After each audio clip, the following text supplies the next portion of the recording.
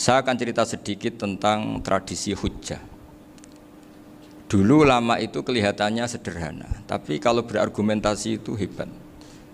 Tadi Gus Zofur menyebut kitab Mbah Hasyim itu mengharamkan kentong. Beliau masyhur itu punya kitab namanya Al-Jasus an Tahrimin Nakus. Intinya kentong itu haram. Secara dalil ini meyakinkan sekali karena ketika Rasulullah rembukan sama sahabat, kita dengan apa memaklumatkan orang kalau waktu sholat masuk? Ada sahabat yang usul pakai kentong, dzaka lin nasara itu Nasrani. Ya pakai buk itu semacam trompet besar, dzaka lil yahud. Kemudian ada yang usul kalau gitu api ya Rasulullah, dzaka lil majus. Sehingga dari hadis itu Mbah Hasyim berpikir kentong itu haram. Tapi Mbah Fakih Mas Kumambang itu mengkritik Mbah Hasyim dengan ngarang kitab Hazur Ru'us an Tahrimin Nakus. Jadi beliau ngomentari kitab itu sambil geleng-geleng kepala. Kitab kok keliru nganti ngono itu. Jadi cara pikirannya siapa Ki Fakih. Kentong di Indonesia itu kanggo wedhus dicolong gitu. Pos kampling gitu. Kalau ada banjiran ya kentong, ada maling ya kentong. Jadi enggak ada persamaan sama sekali dengan kentong yang milik orang apa? Nasrani. Sehingga di pondok saya itu ada kentong tapi jelek sekali. Karena itu satu-satunya cara supaya beda dengan kentong yang di gereja. Kalau elek kan mirip kentong di pos kampling. Itu ya agak-agak ilmiah sedikit. Dulu ceritanya Gus Zofur itu saya teruskan. Itu singkat cerita, itu kalau yang di kejadian di Termas itu Mbah Dimyati sudah nyuruh semua kentong disembunyikan karena mau ada Mbah Hasyim. Cerita itu mukarrar di Kiai Fakih sama di Kiai Dimyati Termas. Setelah kentong dikumpulkan semua, Mbah Hasyim datang, senang, ngiranya Syekh Dimyati ini sependapat dengan beliau, yaitu sama-sama enggak ada kentong. Tapi setelah itu ada santri yang matur, Mbah Dim pun beres kentong pun kula delikno sedanten. Itu di depan Mbah Hasyim. Jadi GR-nya Mbah Hasyim bahwa Mbah Dim itu sependapat akhirnya hilang. Ternyata ini akal-akalan toh gitu. Karena santrinya matur, Mbah Dim pun beres sedanten kentong beduk sudah disingkirkan. Itu di depan Mbah Hasyim. Saking lugunya santri, nah saking ikhlasnya agak ngerti mahalus syahid ini adalah Mbah Hasyim. Saya mau meneruskan cerita Gus Zofur. Dulu Mbah Mun ngaji di Lirboyo, tapi Kiai Makhrus ngaji sama Kiai Khalil Harun. Kiai Khalil Harun itu adik juga sekaligus muridnya Mbah Umar Harun. Mbah Umar Harun itu generasi kedua setelah Mbah Ghazali. Beliau menantunya Mbah Ghazali, tapi ya sudah ponaan. Sehingga tradisi ini penting karena saya berkali-kali bilang di mana-mana. Status orang tua dan mbah itu adalah terserah anak cucunya. Bukan terserah mbahnya, tapi terserah anak cucunya. Saya tidak akan bosan mengingatkan ini. Saya pernah di makamnya Nabi Yakub, itu ya dikemuli bendera Israel. Di makamnya Nabi Dawud. Nabi Ibrahim juga dekat sinagog. Sehingga Quran membela Nabi Ibrahim disebut maka anak Ibrahimu Yahudiyya wala Nasraniyya. Karena ketika beliau berposisi di Israel, kemudian penguasanya adalah Yahudi, bisa saja makam ini ditulisi dan distatuskan ala Yahudi. Ya seperti Nabi Yakub itu nabi yang kita yakin tentu berkeyakinan beliau orang baik, orang muslim, orang mukmin, tapi karena di desain mereka ya dikemuli bendera Israel dan disebut Abul Yahud. Karena kita tahu nama lain dari anaknya Nabi Yakub adalah Yahuda bin Yakub bin Ishak bin Ibrahim. Sehingga perasaannya orang Yahudi menjadi Yahudi itu yang ngikuti mbah-mbahnya. Nah khawatir saya ketika buyut-buyut kita kaya, buyut saya itu orang kaya dulu, namanya Badur Rahman. Itu kaya sekali, tanahnya banyak. Dulu cerita Mbah Hasyim ya kaya sekali, Mbah Maksum juga kaya, Mbah Abdul Aziz juga kaya. Karena dulu itu inginnya kiai itu yo ketok sugih lah, gak ngel-ngelo santri. Tapi nanti kalau cucu-cucunya sudah ndak alim, itu ndak dianggap punya tanah itu karena untuk fasilitas santri. Aku tak kedonyan, mbah-mbahku ya kedonyan. Buktinya tanah yombo. Karena dia akan menafsiri sesuai cara berpikir. Makanya sanad keilmuan yang diceritakan Gus Zofur itu harus diulang-ulang. Kalau nggak diulang-ulang, maka kita akan berpikir sendiri untuk menafsirkan masyayikhon al-kiram atau ajdadan al-kiram. Nah, ini yang bahaya, yang sering Quran mengingatkan. Jadi ada status yang disematkan oleh anak cucu kayak orang Yahuda tadi, Yahuda bin Yakub bin Ishak bin Ibrahim itu menstatuskan mbah-mbahnya yang bernama Ibrahim itu Yahudi. Sampai Quran sendiri yang bela makana Ibrahimu Yahudiyah wala Nasraniyah. Karena secara geografis sekarang Ibrahim di Israel dan otoritas itu juga milik mereka, sehingga mereka bisa masang-masang atribut yang menunjukkan kalau itu Yahudi. Beberapa al-alim al-alamah yang minnah itu sudah wafat dan kadang-kadang dzurriyyahnya itu tidak kita. Kalau sekarang orang bahasakan kubu sebelah. Akhirnya ya nggak boleh dikholi, nggak boleh diziarahi. Terus seakan-akan yaqtaduna bi ra'yi, seakan-akan mereka berpendapat dengan pendapat syekh ini, padahal enggak. Nah, sehingga tradisi ketersambungan sanad tadi, baik secara genetik atau secara asbab, itu harus terjaga. Saya beberapa kali banyaklah sering diceritain Mbah Mun. Dulu Mbah Munawir ini cerita ya, Mbah Munawir itu saking senenge kitab, ben santri ini iso ngaji kitab. Itu kalau ada alumni Lirboyo, alim disuruh baca muin di sini itu Mbah Munawir ikut. Saking ingin tasjiknya, ingin ngajari santri bahwa ngapal Quran udah hafal tok, tapi yo paham. Dan penggalinya Mbah Munawir itu sampai klimaknya dulu Mbah Zaini itu nate nikah sama Nyai Komariah kalau nggak salah, binti Karim, binti Manap. Punya putra Gus Habib, Gus Toha yang diantara putrinya dinikahi Gus Rosin ini. Terus akhirnya kesampaian juga ketika Mbah Munawir punya mantu alim alama namanya Mbah Ali Maksum, angsal Nyai Hasyimah. Sampai Pondok Kramjak ma'ruf bil ilmi, terutama ilmu sorof dulu karena Mbah Maksum itu komplain, fa'ala yafulu kok terus fa'alan ya, fa'ala yafulu ya uf'ul gitu kan, masuk fi'il kok jejer isim gitu. Jadi dulu kata Mbah Mun itu ada persaingan ilmu sorof, sorofnya Mbah Maksum Ali Kuaron sama Mbah Ali Maksum Jogja. Jadi walian tok, yang satu Maksum Ali Kuaron, yang satu Ali Maksum. Ya itu dulu saingan ngarang sorof. Nah ini yang menang siapa? Ya terserah duriannya. Kalau duriannya keren ya menang karena terserah yang kampanye. Saya bayangkan adekan Mbah Zubair tidak punya anak sealim Mbah Mun, mungkin kalau Mbah Zubair juga tidak sewow kalau punya putra Mbah Mun. Karena saya berkali-kali bilang kalau dalam syair Arab itu kama takarroma, kadang dilafatkan kama tasyarrofa bi Muhammadin adnanu. Orang berpikir Adnan itu siapa? Itu karena ada Nabi Muhammad SAW. Orang mencari-cari Mbah Mun itu mencari Mbah Zubair karena ada Mbah Mun. Orang mencari Mbah Dahlan karena ada Mbah Zubair. Wong kok alime ngono iku bapake sapa? Wong kok alime ngono iku putune sapa? Tapi kalau kita ini sudah ndak alim, ini orang sudah enggak tertarik nyari-nyari leluhurnya karena dianggap selesai. Jadi yang dengan tanda kutip yang menghabisi mbah-mbahnya itu ya mesti cucunya. Ini mau ngamuk, mau peringatan, tapi ini juga peringatan pada diri saya sendiri. Jadi sehingga dzurriyyah ini penting. Kenapa para nabi mesti donga dzurriyyatan thayyibah? Kenapa selalu berpikir tentang dzurriyyah? Wa ja'alaha kalimatam baqiyatan fi aqibi. Karena dzurriyyah ini yang nanti bisa menstatuskan leluhurnya. Seperti tadi cerita Mas Maftuh, ini tak puji betul, saya hari ini tidak ingin gojlok supaya kewalian saya tidak tergerus oleh kedoliman. Saya pernah diceritain Gus Zofur, juga sering baca buku tentang Mbah Maksum. Dulu Mbah Maksum kalau wasiat kembali ya gitu, kamu harus NU dan harus mempertahankan NU, tapi tidak dengan cara membenci Muhammadiyah. Dulu Mbah Mun juga sering cerita, dulu Mbah Hasyim itu ngaji Syekh Mahfud. Nah, Mbah Ahmad Dahlan dulu namanya Darwis sering ngaji sama Syekh Khotib Minangkabau. Zaman itu Syekh Khotib sudah modern, sudah ikut gerakan Abdu, gerakan Almanar. Sehingga bawaannya Mbah Ahmad Dahlan ini agak agresif. Yang Mbah Hasyim karena hanya mulazim di Syekh Mahfud, hanya sesekali ngaji Syekh Khotib, beliau lebih seperti itu. Dan dua beliau ini sama-sama pernah ngaji Mbah Soleh Darat di Semarang, Mbah Hasyim sama Mbah Ahmad Dahlan yang dulu namanya Darwis. Jadi ini masih min minuskatin wahidah mimam bain wahid. Sehingga kita tidak kaget ketika Mbah Ali Maksum mengomentari Muhammadiyah itu masih ahli sunnah wal jamaah. Makanya nanti terakhir saya baca kitabnya Mbah Ali dan sering saya pelajari. Andai kan kita ini sepakat dengan ilmu, ya kita tahulah. Kalau Abu Hanifah itu tidak kunut, Imam Syafi'i kunut, berarti kunut itu mazhabnya Abu Hanifah, bukan mazhabnya Mbah Ahmad Dahlan.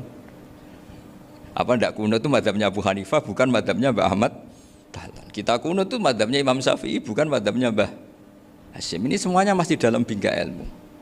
Adzan qabla subhi juga riwayatnya jelas. Tidak adzan ya sudah perilaku kita sudah jelas. Dulu Mbah Mun sering didik kita gitu.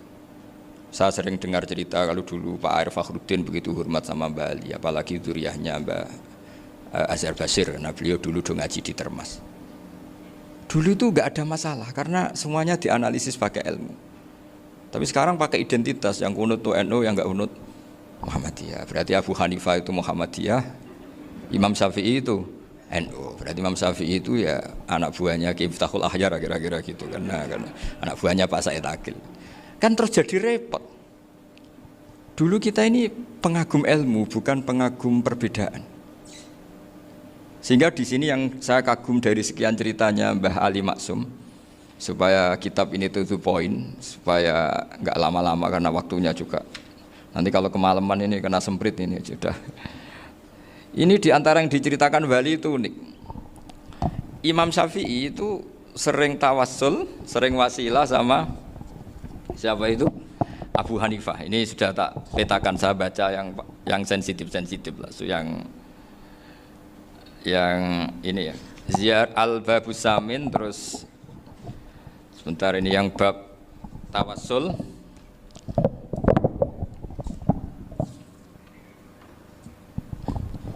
Ini halaman 90, mungkin santri-santri kerap ya bisa ngecek lagi di kitab Hujatul Ahli Sunnah. Ketika cerita tawassul, di antara yang diceritakan Mbah Ali Maksum adalah perilaku ya, bukan sekedar statement tapi apa? Perilaku. Perilakunya Imam Syafi'i atau ahwalnya kalau bahasa halusnya, yang selalu ke makamnya Abu Hanifah untuk tawassul. Padahal Imam Syafi'i itu orang yang secara ilmu sering kritik Abu Hanifah. Jadi ini saya baca ini di halaman 100, jadi tawassul mulai halaman 9 berapa ini sampai halaman ini yang qala sami'tu Syafi'iyya yaqul inni la atabarraku bi Abi Hanifah wa aji'u ila qabri fi kulli yaumin za'iran fa idza uridat li hajatun shallaitu rak'atain, halaman 100, waji'tu wa sa'altu wa ta'ala al hajat indahu fama tab'udu anni hatta tuqda. Kanal Imam Syafi'i ayyama huwa bi Baghdad yatawassalu bil Imam Abi Hanifah yaji'u ila dorihi fayusallimu alaihi wa yatawassalu ila Allah bihi fi qada'i hajati. Terus wa yatawassalu Imam Ahmad bi Imamin Syafi'i. Jadi di antara yang diceritakan Mbah Ali Maksum itu betapa Imam Syafi'i yang terkenal sering mengkritik Abu Hanifah dalam tatanan fikih karena beliau tidak percaya ada istihsan. Abu Hanifah berpendapat adanya istihsan, dan kita tahu lah ikhtilafu Syafi'i wa Abu Hanifah itu besar sekali. Tapi beliau itu tahu Abu Hanifah itu orang yang sangat soleh.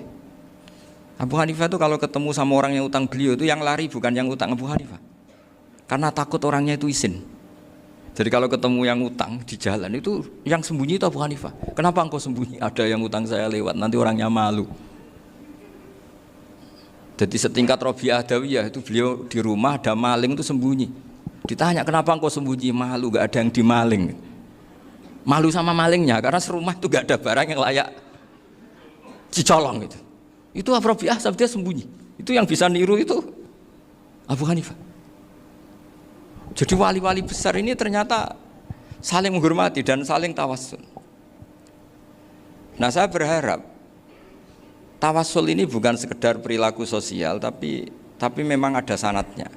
Sehingga terus diceritakan Bali di sini dulu istaqa Umar bil Abbas. Kata siapa tawassul harus dengan Rasulullah SAW? Dulu istaqa Umar bil Abbas. Sayyidina Umar itu tawassul istisqa dengan Sayyid Abbas. Padahal kita tahu Sayyid Abbas ini tidak nabi. Terus beliau cerita sampai Imam Syafi'i tawassul sama Abi Hanifah. Sehingga nggak ada perdebatan itu kan Umar. Kalau Umar kan ada jaminan boleh diikuti karena beliau sahabat. Bali cerita tentang Imam Syafi'i yang tawassul dengan Abu Hanifah. Seargumentatif itu. Sehingga ada cerita dalam sebuah tafsir. Ya saya ulang lagi, ada cerita di sebuah tafsir. Kenapa Nabi Musa ditanya Allah, wa ma tilka biyaminika ya Musa? Ma'ana wa ta'ala a'lam, tentu Allah sangat tahu yang dibawa Musa itu apa. Karena Allah tahu Nabi Musa itu grogi. Orang dipanggil Wali Maksum pasti grogi, santri dipanggil Mbah Mun pasti grogi. Kenangan saya setiap dipanggil Mbah Mun ya mesti tanya, yang ringan-ringan, wis sarapan ha. Arung sarapan ya sarapan. Pas sarapan ya kan tanduk mangan sing enak wong santri ora tau mangan enak. Ya enggak pernah ngomong yang penting, ngendikan yang penting. Nah, karena Nabi Musa ini grogi, ini sebagian tafsir. Itu ditanya yang ringan, "Sakowe iku nggawa apa?" Karena pertanyaannya ringan, Nabi Musa juga ringan. Ya Nabi Musa itu sampai lali iku pangeran sing ya'lamu sirra wa akhfa. Diterangno. Niki tongkat Gusti. Gunane kathah Gusti tongkat iki. Qala ya asaya atawakkau 'alaiha wa ahusyu biha 'ala ghanami wa liya fiha ma'arifu ukhra. Oh, tongkat Gusti niki penting Gusti.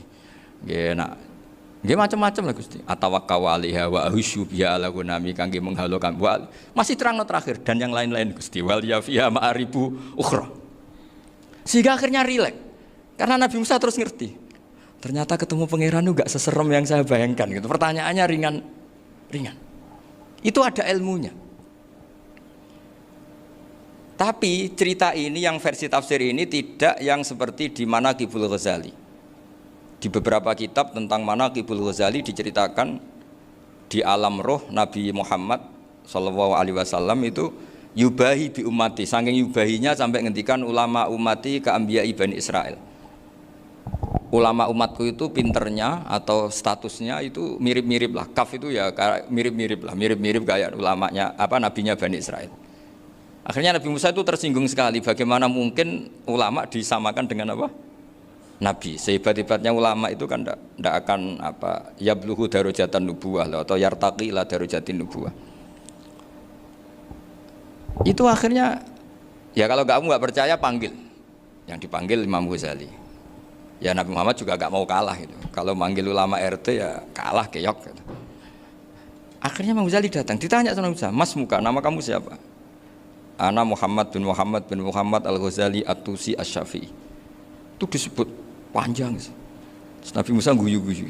"Kamu lama kok ngomong yang nggak penting, ditanya namanya kok penjelasannya sepanjang itu, dianggap itu satu kesalahan. Masa tanyanya nama kok ditanya jawabnya Muhammad bin Muhammad Al-Ghazali At-Tusi Asy-Syafi'i, kepanjangan itu." Ketika Nabi Musa agak mencibir, agak gimana itu, terus jadi Imam Ghazali, "Kalau ini masalah, lebih masalah jenengan." "Apa itu?" "Yang tanya jenengan tuh Allah ya alamu sirra wa akhfa, dan Allah hanya tanya wa ma tilka biyaminika ya Musa." Harusnya jenengan jawab asoya titik, bukan kepanjangan. Atawakkau 'alaiha wa syubha itu kepanjangan. Allah tanya yang di bawah kamu itu apa? Yang di tangan kamu. Harusnya jawabnya hanya asoya. Tapi kenapa penjelasannya sepanjang itu? Sampai terakhir waliya fiha ma'aribu ukhra. Terus pinter tenan jadi gitu. Terus ada Nabi Musa terus bilang, ya pinter tenan jadi gitu. Padahal kita tidak pernah GR seperti itu, kan kebetulan Imam Ghazali gitu. Kalau yang lain mungkin ya keok lah kira-kira gitu. Tapi ini cerita dalam khazanah keilmuan. Benar yang dikatakan Gus Zofur. Saya termasuk orang yang pernah mondok Lirboyo Pasanan. Jadi setelah saya disuruh nemani Gus Kamil, tahun berikutnya Gus jenengan disuruh. Pokoknya anakku mbah sak wulan lah kudu tahu mondok Lirboyo. Piye aku tahu ngaji Mbah Karim. Terus yang disuruh mbaturi Gus Kamil itu saya. Jadi saya pernah 1 bulan tuh di Lirboyo. Karena saya ini santri beling ya, kontraknya pokoknya penting ziarah Mbah Karim. Biasanya enggak pernah ngaji ya, pokoknya gerbar ngisa. Ziarah ya sudah. Ngaji subuh ingat saya sama Gus Imam. Itu dari 17 hari ingat saya ngaji 2 kali. Tapi kalau ziarah ke Mbah Karim sudah lupa jumlahnya karena memang kontraknya disuruh ziarah. Sampai seperti itu. Dan saking senengnya bangun sama Mbah Karim saya masih ingat. Ngamplopi salam template itu masih ingat untuk Gus Anwar, untuk Gus Imam, untuk Gus Kafabi, termasuk untuk Gus Maksum. Itu malam-malam saya dijak ngamplopin. Zaman itu saya masih ingat selawewu. Zaman itu kos 1 bulan itu 13.000. Jadi kira-kira kalau 25.000 itu untuk kos 2 bulan. Jadi saya krusnya itu pakai kos. Saya masih ingat Mondok Sarang itu kos 1 bulan 13.000. Berarti kira-kira 500.000 itu di amplopin sendiri sama Bang. Ini untuk Gus War, ini untuk Gus Imam, ini untuk Gus. Padahal Gus Imam ini mondoknya sudah di Mbah Mun. Itu Mbah Mun hormatnya sampai untuk jatah salam template. Nah yang ribet kebalikannya, kita pulang Gus Imam karena melihat Gus Kamil ini putrane Mbah Mun, Gus Kamil disangoni. Saya juga disangoni karena Gus Imam dulu ngaji juga sama Pak D saya, sama keluarga saya. Itu kata Gus Kamil setelah keluar, mau kamu nih gue abal, boten berarti gue aku. Karena ini penting, ini kalau sampai dianggap tukar guling, ribet nih. Jadi ditakwil sendiri lah, mau kamu nih gue abal ya, boten yes berarti halal. Tapi sama Mbah Mun ya ditanya. Ditanyanya bukan apa karena untuk meneruskan tradisi bahwa kalau kiai ketemu itu ya saling memberi hadiah, saling itu sudah faqaddimu baina adena juakum apa? Sedekah. Sehingga ketika Kapya ini punya Bali Maksum alim alama, kemudian melahirkan murid-murid yang juga ibar kayak Mbak Warsun bisa ngarang apa Kamus Al Munawwir, Pak Bik juga punya karangan Kamus Al Muasir. Saya itu punya semua.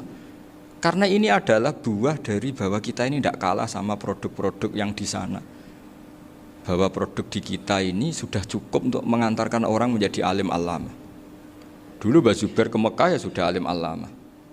Gus Zufur ke Al-Azhar sudah alim semua. Teman-teman kita ke Mekah itu sudah alim semua. Padahal produk mondoknya ya tadi mau digojlok kiai ini, terus mangkel be keamanan biasanya itu.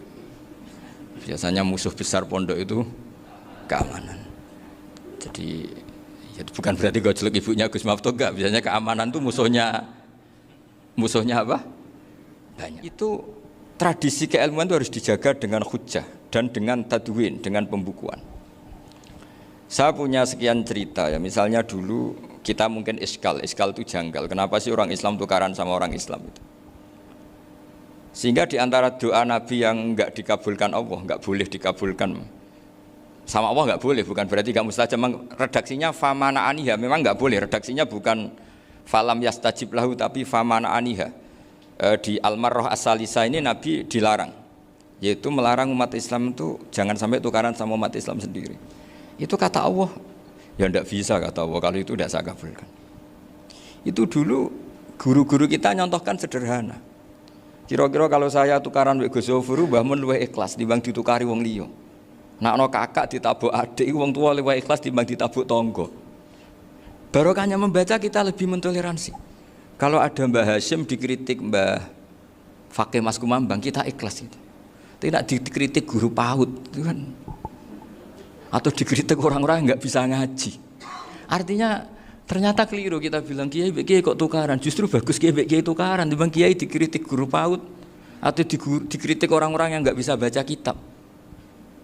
Akhirnya barokahnya baca kita menjadi tahu. Dulu Mbah Mun sering cerita, ini masih cerita silsilah ya. Jadi Bali Maksum tadi kita tahu di antara guru besarnya Bali Maksum tentu Mbah Mahfud Termas. Beliau adalah adik dari Kiai Mahfud Termas. Mbah Dimyati ini adik Kiai Mahfud Termas. Itu punya saudara namanya Abdur Razak, juga punya saudara namanya Dahlan. Itu yang membawa Thariqah Syadziliyah di Solo Raya, yang sekarang alhamdulillah diteruskan Gus Wafi. Dulu di antara pesannya Mbah Mun ke saya, hak Wafi kandani kon ziarah ning Mbah Dimyati. Mergo Thariqah Syadziliyah dulu itu yang bawa keluarganya Mbah Dimyati. Jadi semuanya ini masih dzurriyyatan ba'duha min ba'd. Nah pesan saya karena tadi Mbah Munawwir yang termasuk orang pertama yang bawa Quran, bawa qiraah sab'ah. Kenapa saya bilang termasuk? Karena kalau bilang paling pertama ini nanti butuh data.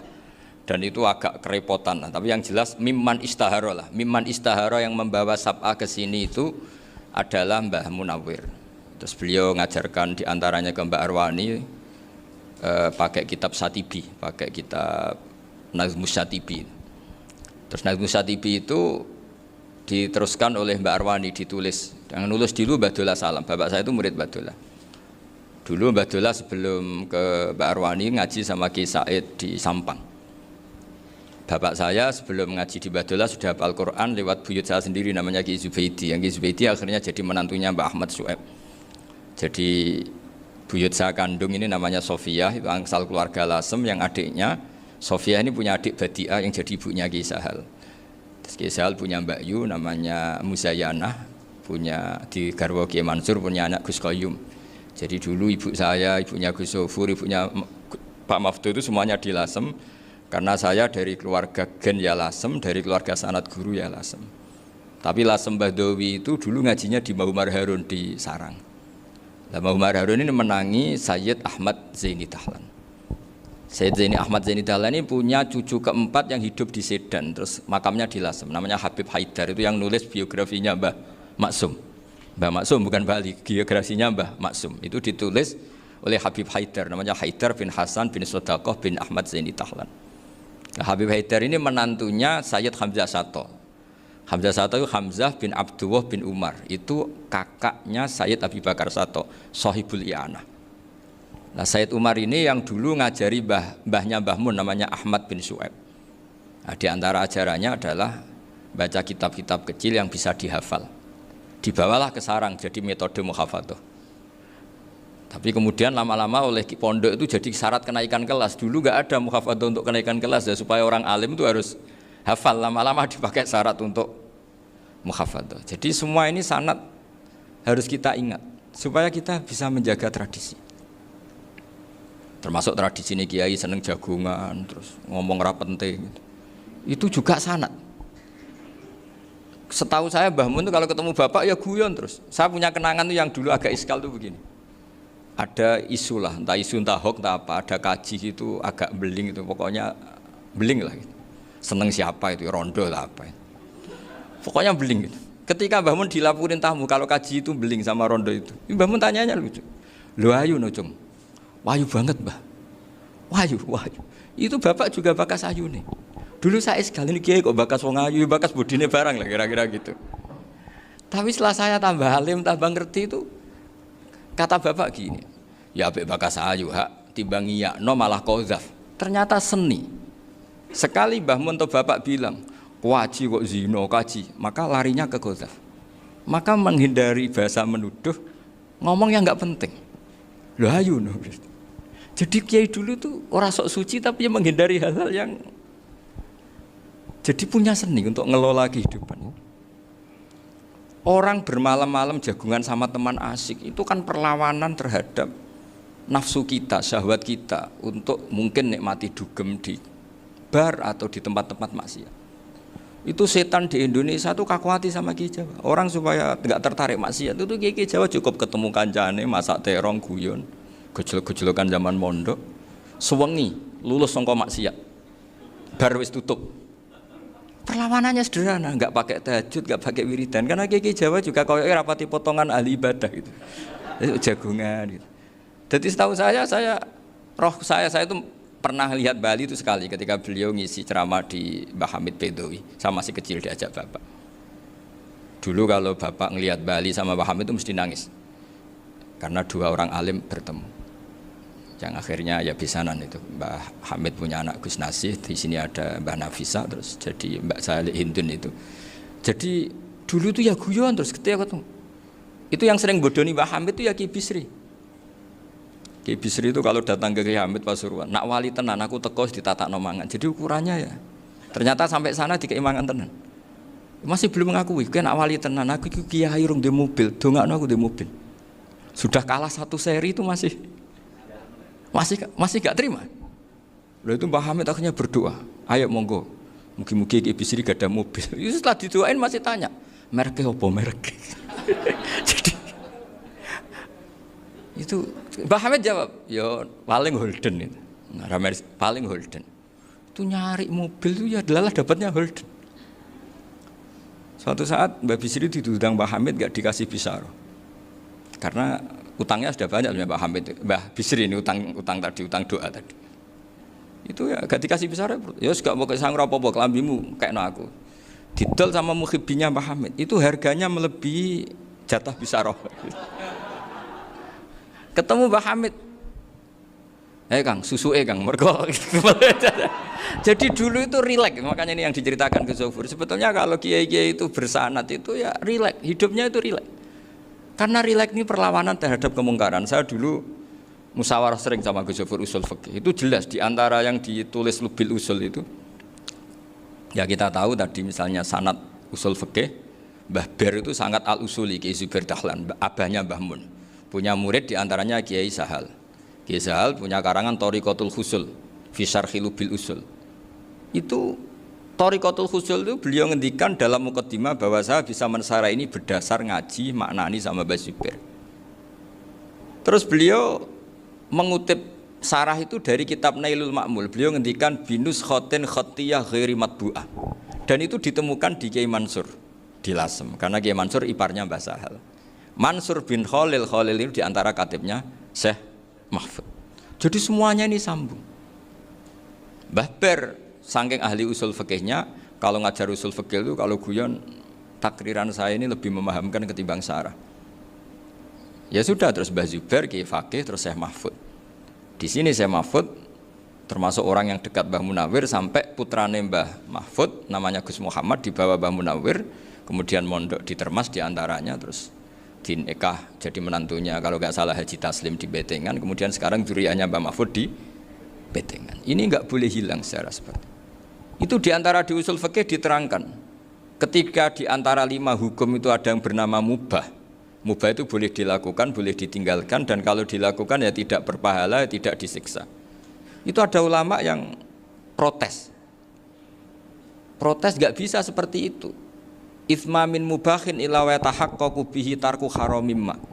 Fa'il zamu minas sukun tarkul qatli wa minas sukut tarkul qadaf.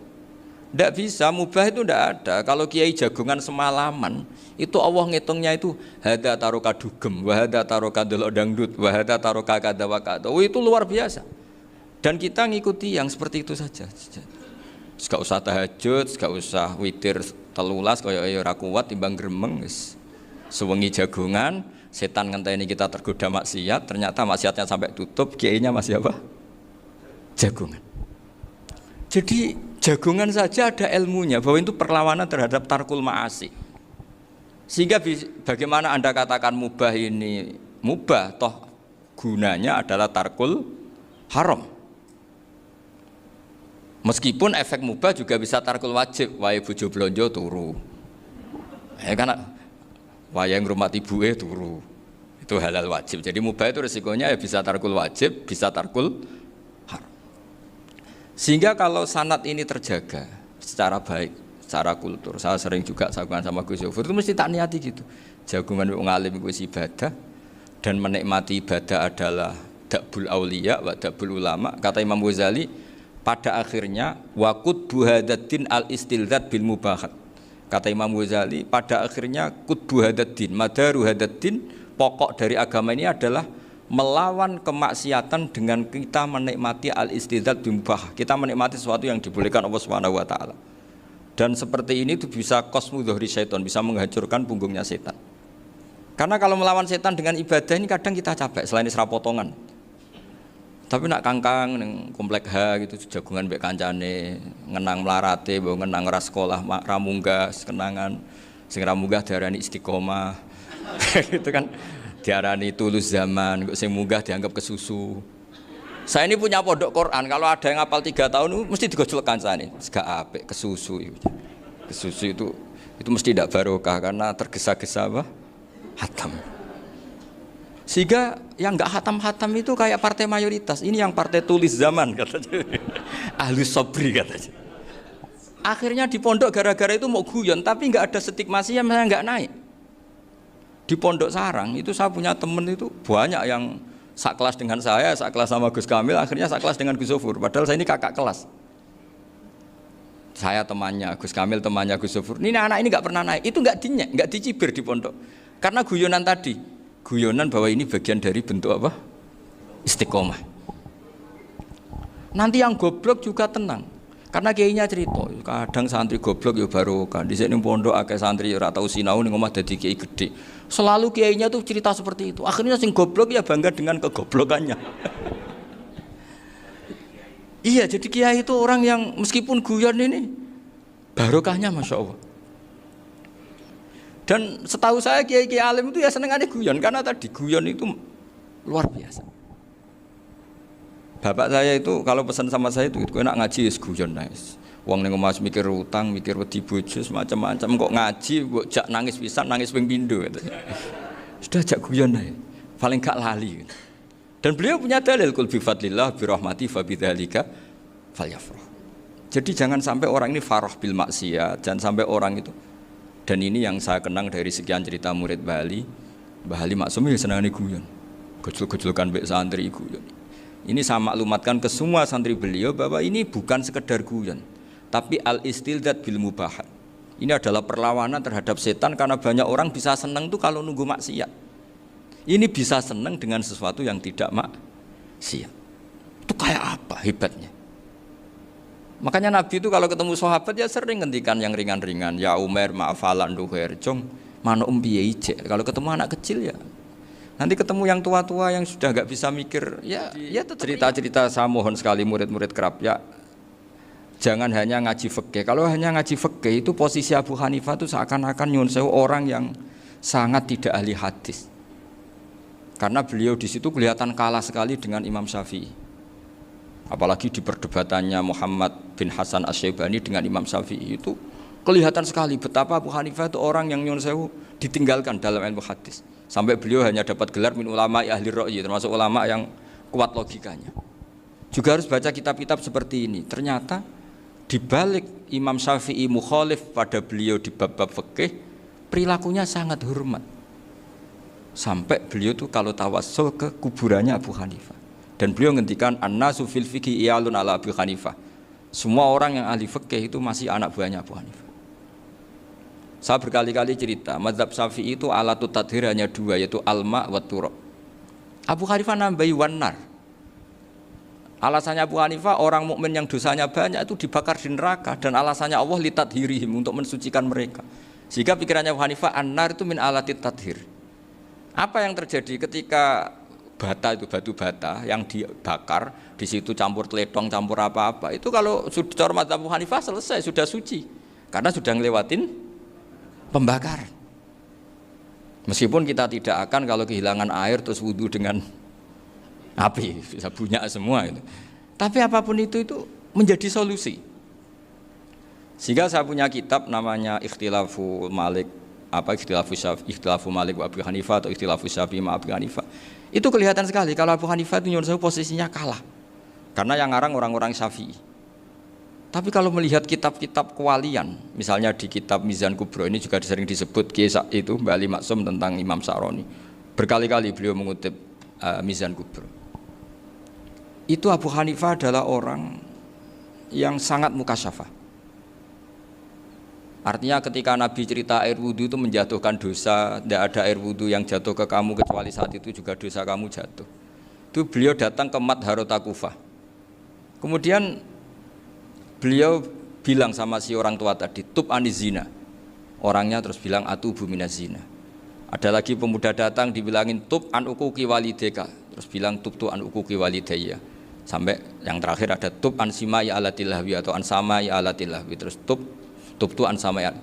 Ketika orang itu ditanya, kenapa engkau begitu tahu dosanya apa? Saya tahu air wudhu ini menjatuhkan apa. Jadi kira-kira kalau zina mungkin ya batang babi lah. Kalau hanya sekedar melihat mbak-mbak mungkin ya curut atau tikus lah kira-kira gitu. Nak dulu sediluk ya mungkin ya tikus cilik gitu. Nak dulu suwi ya tikus werok itu atau apalah. Pokoknya beliau itu tahu. Tapi anehnya Abu Hanifah apa? Setelah itu dia nangis minta mukasafahnya ditutup. Ya Allah, saya ini mukasafah kok malah menjadi tahu sawatil mukmin. Padahal aturan syariat jenengan man satara musliman satarahu, bahwa enggak baik melihat jeleknya orang mukmin. Minta ditutup. Makanya saya ini bangga ada mukasafah. Makom yang kita sampai sekarang itu makom setelah Abu Hanifah mukasafah. Jadi Abu Hanifah repot-repot mukasafah, minta makomnya ditutup tidak menjadi mukasafah. Dan alhamdulillah kita sudah tidak mukasafah sebelum minta ditutup. Jadi kita ini keren. Keren karena aturannya itu man satara musliman satara huwa, yang tidak tahu aibnya orang muslim maka Allah akan nutupi aibnya di akhirat. Dan kita alhamdulillah barokahnya tidak mukasafah, tidak ngerti aibnya orang mukmin. Jadi kita harus pakai patokan ilmu. Saya ulang lagi, kita harus pakai patokan. Makanya saya tahu betul ketika Kiai Hamid Pasuruan, beliau dulu ngaji Jamul Jame, ngaji Juman, Bali Maksum di sana sama Gus Habib, sama Gus Muhammad bin Mahfud, termasuk mbah saya kandung dulu Kiai Sidik, mbah saya yang itu juga ngaji di Termas. Bapak saya dulu Kiai Nur Salim ngaji di Buyut Baiti. Dulu itu kawin juga sederhana, kayak cerita Gus Sofur. Jadi bapak saya kandung itu Kiai Nur Salim itu ngaji di Mbah Baiti. Mbah Baiti itu adik kandungnya buyutnya saya dari ibu. Nah Mbah Baiti itu teman akrabnya mbah saya namanya Kiai Nur Sam, Mbah Nur Sam.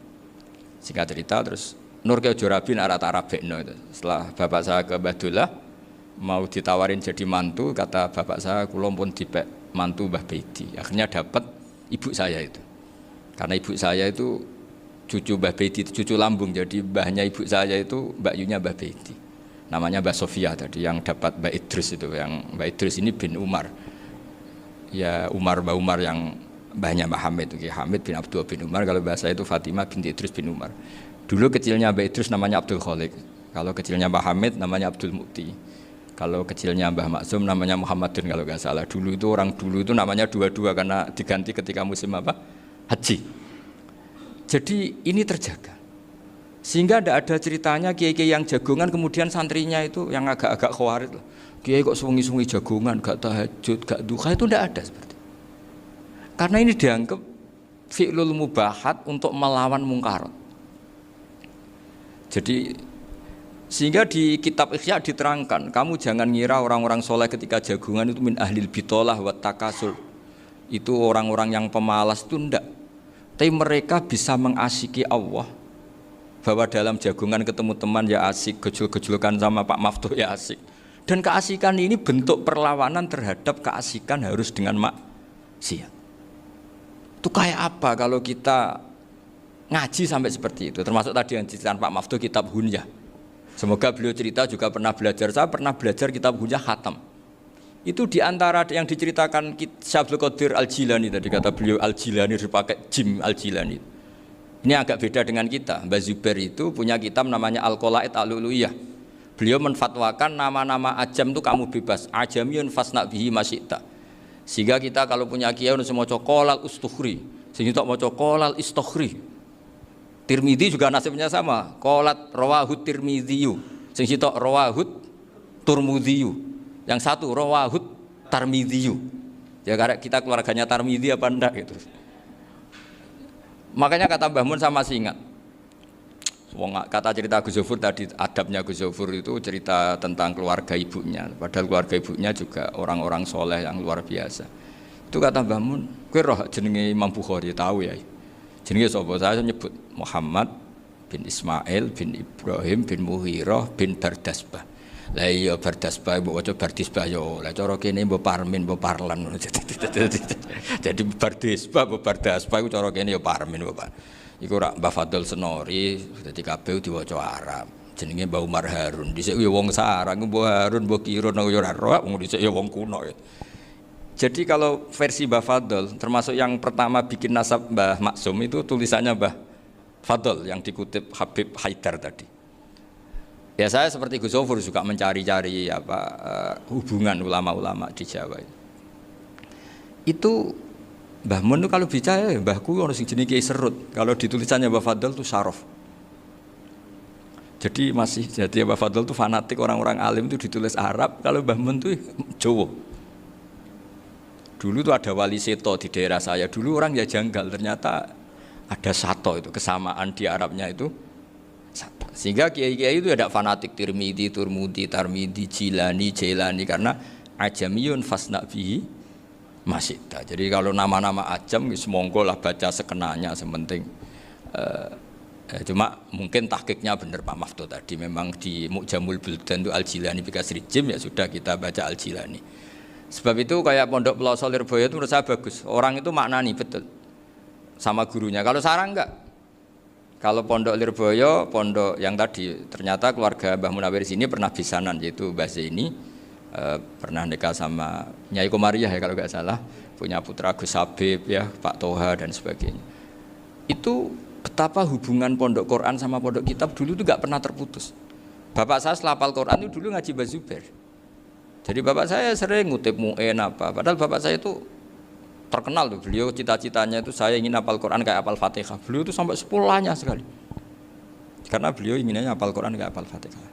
Termasuk murid terbaiknya Mbah Dullah bapak saya. Itu ya ngaji kitab. Sehingga kata Mbah Mun, jadi Mbah Munawir de mantu Bali Maksum, itu ya sudah dipenggali. Sudah dipenggali dituruti pangeran. Lahirlah seorang Bali Maksum yang membawa. Jadi dulu itu ya Gus Muhammad yang ngaji di Termas, nanti Mbak Arwani sebelum ngaji di sini ngaji di Tebu Ireng. Sehingga Mbak Arwani bisa ngarang kitab. Beliau ngarang kitab tentang Sab'ah. Faidul Barokat namanya. Ya nulisnya ya fasih ya. Saya punya tulisan tangannya Mbak Arwani itu banyak. Saya juga punya tulisan tangannya Mbah Hasyim Asy'ari ketika nyurati buyut saya yang di Damaran itu pakai bahasa Arab. Jadi dulu itu Mbah Ali Maksum juga sama, surat-suratannya dulu sama tokoh-tokoh Muhammadiyah ya bahasa Arab. Nah ini harus kita dengar dari abna, dari bahwa Mbah Maksum kemarin yang diceritakan Gus Zafur di Khol Mbah Maksum, kowe kudu belo NU, kudu tetap NU, tapi bukan dengan cara membenci Muhammadiyah. Tadi Pak Maftuh menguatkan sanad itu dari Pak Atabik bahwa Muhammadiyah termasuk ahli sunnah wal jamaah. Karena sama-sama tidak sabus sahabat, sama-sama ikromus sahabat dan sama-sama bermadzhab. Nah soal akhirnya ada beberapa yang serapati seneng ngaji ini yang agak ribet. Tapi kamu tidak usah ngeritik Muhammadiyah agak seneng ngaji, kayaknya juga sama kita nggak seneng ngaji juga banyak itu. Jadi kalau ngeritiknya masalah itu kan kita ya agak-agak sama. Ya jadi ternyata di sini terus ini yang terakhir supaya nggak lama-lama, Bali juga punya sisi keras sekali. Jadi dalam hal-hal yang khas ini di halaman 87 itu keras sekali. Beliau ngendikan wahal bi jununun hatta usdira amri lil mu'minin alla yazuru rasulahum. Jadi ketika saya tadi sudah bilang bahwa beliau sering muji Ibnu Taimiyah dalam banyak hal, tapi dalam banyak hal juga beliau mengkritik Ibnu Taimiyah ketika menafsirkan la tusaddur rihal illa ila salasati masajid. Kemudian Ibnu Taimiyah tidak mentasrekkan, tidak mensunatkan ziarah kubur Rasulullah sallallahu alaihi wasallam. Beliau mengkritik. Dan cara mengkritik adalah ngendikan ulaikal ladzina yuriduna ayyahulu bainahu sallallahu alaihi wasallam wa baina ummatihi fi nakhiyatin. Itu adalah orang-orang yang ingin membuat batas antara Nabi dan umatnya. Saya termasuk terinspirasi makalah Mbah Ali ini adalah bagaimana Anda mengkafirkan orang Islam berdasar qala Rasulullah sallallahu alaihi wasallam. Wan nabiyyu asyaddun nasi syafaqatan li ummati. Wan nabiyyu akhrasun nas, orang yang paling serius supaya umatnya ini selamat. Kemudian Anda dengan hadisnya Nabi mentafrik bainahu wa baina ummati berdasar dawuh Kanjeng Nabi. Itu cek mentalani. Makanya saya itu enggak pernah keras di bab ini. Misalnya nyuruh saya ada santri sarang yang nakal. Itu saya tidak berani komentar karena saya tahu Mbah Mun itu sangat mencintai santrinya meskipun yang nakal. Saya melihat sendiri bukan jari ada santri yang cara pelaturan pondok itu diboyong karena nakal.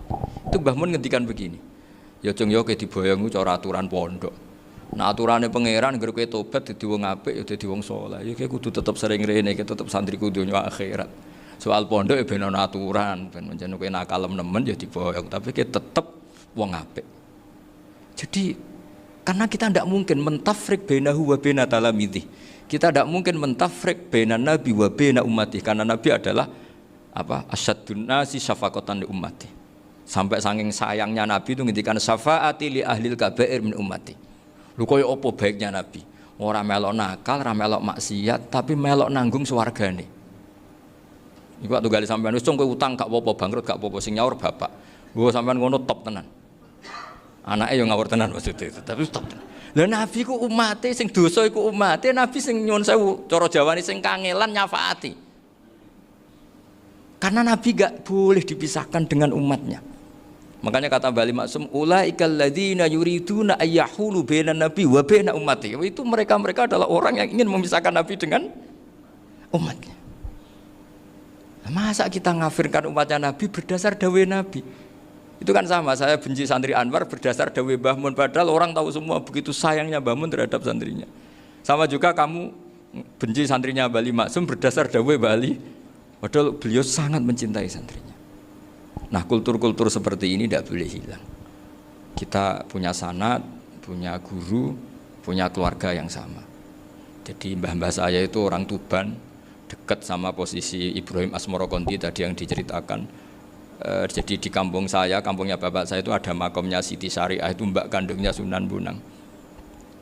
Dan bapak dulu sering ngajarin ziarah saya ke Mbak Asy'ari. Mbak Asy'ari itu bin Jumadil Kubro, berarti Mbak Asy'ari itu saudaranya Mbak Ibrahim Asmorokonti, gurunya Sunan Bonang. Jadi Sunan Bonang ke Tuban tuh karena disuruh ngaji sama Mbak Asy'ari, Mudin Asy'ari itu yang di Bejagung itu. Jadi ini semua sanatnya itu jelas, aturannya jelas. Kan Sunan Bonang bin Ampel bin Ibrahim Asmorokonti bin Jumadil Kubro lah, yang Mbak Asy'ari ini adiknya Ibrahim Asmorokonti, makamnya di Bejagung di Tuban. Dulu Sunan Bonang sebelum ngaji kemana-mana ngaji di Bejagung itu di Mbak Asari itu. Terus kemudian Sunan Bonang hidup di Lasem, di Pasujudan di Lasem. Makanya Lasem banyak orang alim karena ya dulu Sunan Bonang itu di antara aktivitasnya itu di Pasujudan di Lasem itu. Wafatnya kila di Bonang, kemudian mau dibawa orang Madura ke Madura, terus diambil Mbak Asari, pernah mbahnya karena Muammar Mbak Asari, terus dimakamkan di Bonang. Jadi cara berpikir Mbah Ali ini menginspirasi saya. Kita tidak boleh mengkafirkan umatnya Nabi berdasar dawuh Nabi. Karena apa? Itu yang tidak diinginkan Nabi. Nabi itu inginnya yang di luar itu masuk, bukan yang sudah di dalam dikeluarkan. Itu kata beliau, ulaikal ladzina yuriduna ayyahulu bainan nabi wa baina ummati. Orang-orang yang tidak mentasrek ziarah pada Nabi adalah orang-orang yang ingin memisahkan Nabi dengan. Dan begitu kias berikutnya, orang-orang yang sidik-sidik muni ini kafir, ini sudah enggak benar, inilah yurja khairuhu. Itu orang-orang yang memisahkan. Dan lucunya berdasar dawuh Nabi. Makanya semua kalau sampai ngaji Mizan Kubro, ini kitab yang sering dikutip Bali Maksum. Ketika Nabi ngintikan laisa minna man ghasyana, laisa minna man latamal hudud wa syaqqal juyub bada'a bid'awal jahiliyah. Laisa minna min tilkal khoslah. Semua ulama mentafsiri laisa minna fi tilkal khoslah, bahwa dalam hal itu Islam tidak bertanggung jawab. Masa menipu berdasar dibolehkan Islam kan tidak mungkin. Semua perilaku yang salah disebut Nabi laisa minna fi tilkal khoslah, bukan laisa minna fayakunu huwa kafirun. Tidak ada satu ulama yang mengatakan laisa minna berarti orang ini kalau menipu sudah kafir. Ketika dosa ya sak dunya kafir kabeh. Siapa enggak pernah menipu? Sekedar pernah. Siapa enggak sering menipu bahkan? Hobi kadang ya rezekinya dari nipu. Lah itu kalau betul maknanya laisa minna terus kafir, semua orang di dunia kafir. Karena siapa sih yang selain Nabi yang enggak, selain Nabi kan enggak mungkin apa? Maksum. Belum lagi menurut teori usul fikih ada nipu yang wajib.